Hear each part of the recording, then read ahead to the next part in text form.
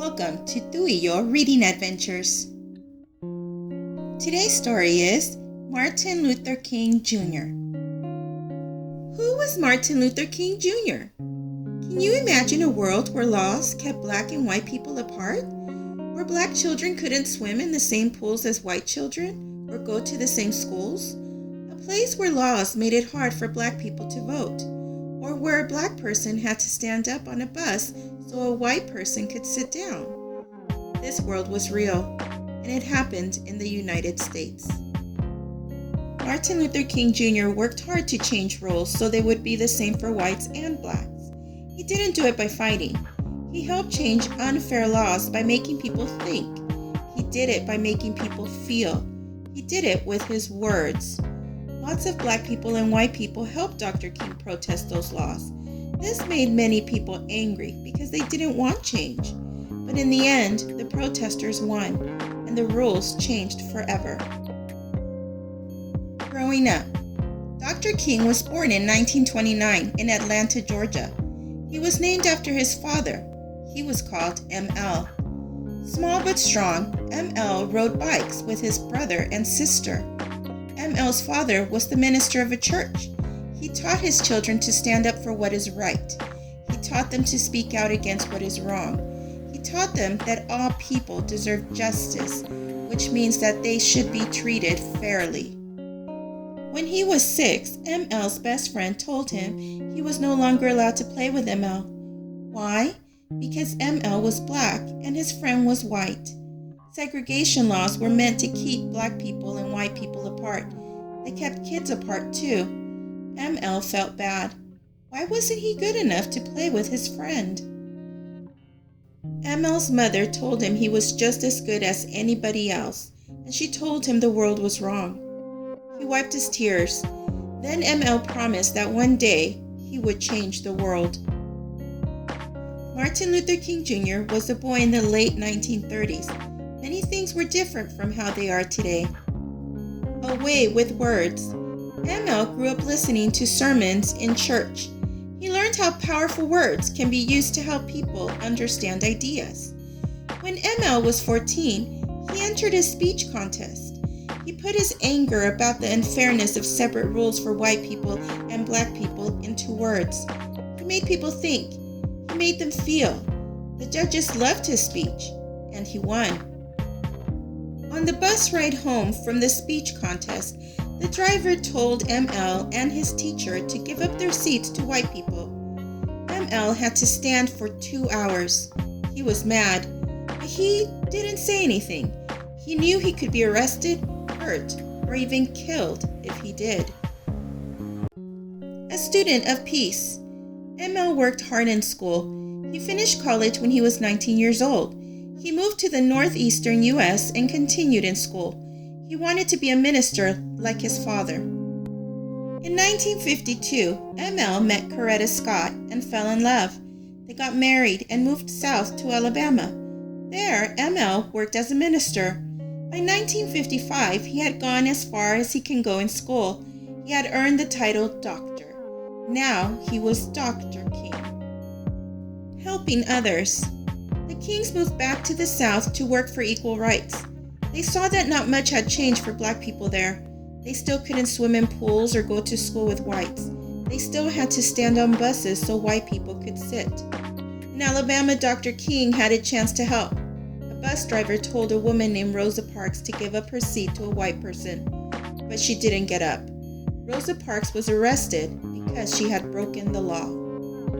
Lots of people went to a meeting to decide what to do. Maids, janitors, and other working people rode the buses. They asked people not to ride the buses until blacks and whites had the same rules.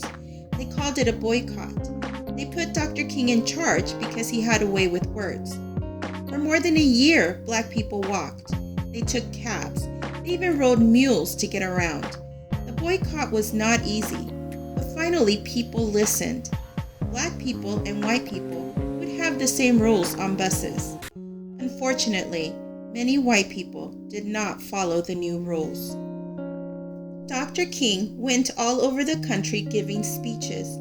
He talked about injustice and civil rights. He made people think. he made people feel, and he asked people to join him in protests for change. Blacks and whites marched together to protest bad laws. They went to places where only whites were allowed. A lot of them got arrested. Angry people called them names. Sometimes the marchers were hurt or even killed. Newspapers, television, and radio reported it all. People around the country were mad. They saw how bad it was to have separate rules. One person who saw what was going on was President John F. Kennedy. The president wanted to show that he agreed that the rules should be the same for blacks and whites. So he invited Dr. King to visit him at the White House. 8 awesome facts about Dr. King. 1. Dr. King and his father were both named Michael King, but his father changed their names in 1934. 2. Once, Dr. King was hit with a brick during a peaceful march. He didn't fight back. He kept walking. 3. Dr. King liked to dance. 4. Dr. King learned good ideas from a man from India named Gandhi. He used peaceful protests to fight unfair laws. 5. Dr. King gave 2,500 speeches during the last 11 years of his life. 6.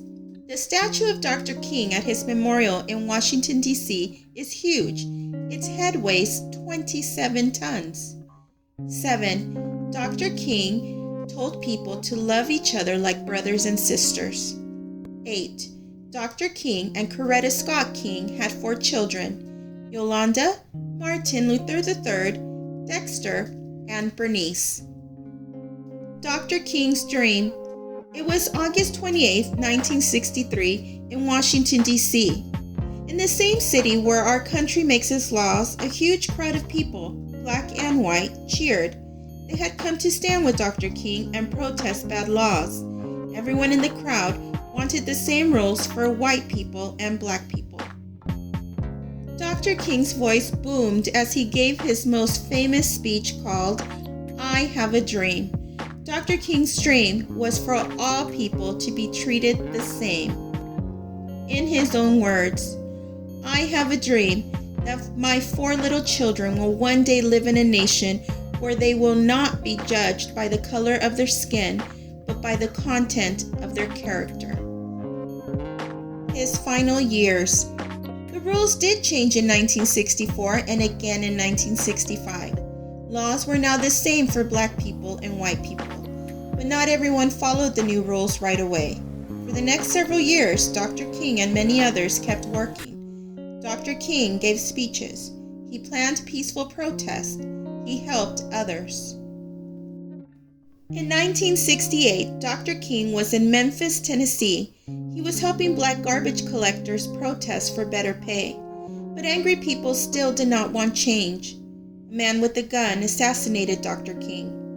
Black and white people around the world were very sad. They had lost a man who made them think and feel. They had lost a man who helped make our world a better place with peace and justice. But Dr. King left us his words to remember him by. A memorial to peace. You can visit a national memorial to Dr. King. It is in Washington, D.C. There you can read his words about his hope that people could live together peacefully and with justice. You can also stand next to a 30-foot statue of him. It is called the Stone of Hope.